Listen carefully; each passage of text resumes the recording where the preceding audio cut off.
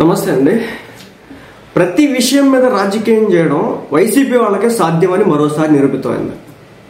ఆయన ఎవరో డిఆర్ ప్రదీప్ రెడ్డి చింత అంట. ఈయన మనుషుల డాక్టర్ అయితే కాదంట, మరి ఏ జంతువుల డాక్టరు అని చెప్పేసి అంటా ఉంటారు. అది నాకు కూడా తెలియదు. కానీ ఏంటంటే ఇతగాడి పోస్టులు వేరే దేశంలో ఉండి వైసీపీ పార్టీకి అనుకూలంగా పెట్టుకోవచ్చు తప్పులేదు, లేదంటే వేరే పార్టీలు కౌంటర్ ఇస్తే ఇచ్చుకోవచ్చు తప్పులేదు. మేబీ ఎన్ఆర్ఐ ఇతను మేబీ ఇండియాకి సంబంధించినటువంటి ఉందో లేదో కూడా తెలియదు. అలాంటి పర్సన్ లేచినప్పటి నుంచి కూటమి ప్రభుత్వం మీద విష ప్రచారాలు, విష ఏడుపులు.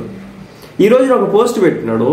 ఈరోజు మనందరూ కూడా తెలిసిందే, కుప్పంలో ఒక మహిళని లోన్ తీసుకున్నందుకు గాను, అంటే అప్పు తీసుకున్నందుకు గాను వాళ్ళ భర్త అక్కడ నుంచి పారిపోతే ఆ వైఫ్ వచ్చేసి ఆ గ్రామంకి వెళ్ళగా ఆమెను వచ్చేసి చెట్టుకు కట్టేసి లోన్ ఇచ్చిన వ్యక్తి ఎవరైతే ఉన్నారో వాళ్ళు వచ్చేసి కొట్టడం జరిగింది, ఉమ్మి వేయడం జరిగింది. ఇదంతా కూడా జరిగింది.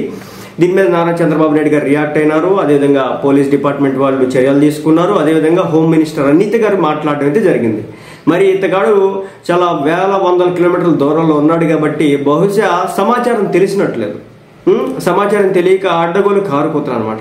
హోంమంత్రి అనిత గారిని ట్యాగ్ చేసినాడు.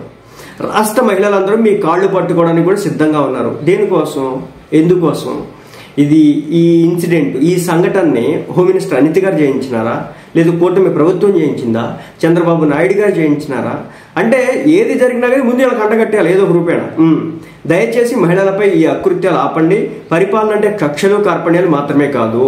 ఆ మహిళ వైసీపీ పార్టీకి సంబంధించిన మహిళ, లేదంటే వైసీపీ పార్టీకి సంబంధించి జెండాలు పట్టుకుని ఆమె తిరుగుతుందా కక్షలు కార్పణ్యాలు చేయడానికి? అసలు ఏం దుర్మార్గమైన ప్రచారం ఇది?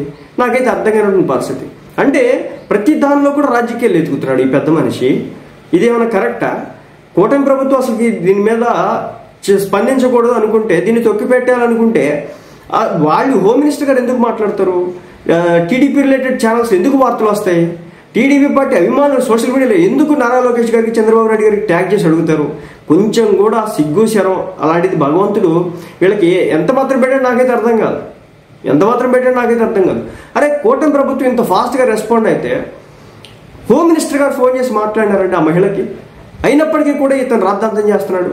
మరి దీన్ని ఏ విధంగా మనం చూడాలి? తప్పనిసరిగా ఇలాంటి వాళ్ళు అధికారంలోకి వస్తే జరిగేటటువంటి పరిస్థితులు మనం చూసాం గత 5 ఏళ్లలో. అయినా కానీ బుద్ధులు మారట్లేదు వీళ్ళవి. నిజంగా ఇలాంటి వ్యక్తులు పోస్టులు చూసినా, లేదంటే కంటపడ్డా అవి నా కళ్ళకే కనపడితే అసహ్యం వేస్తున్నటువంటి పరిస్థితి.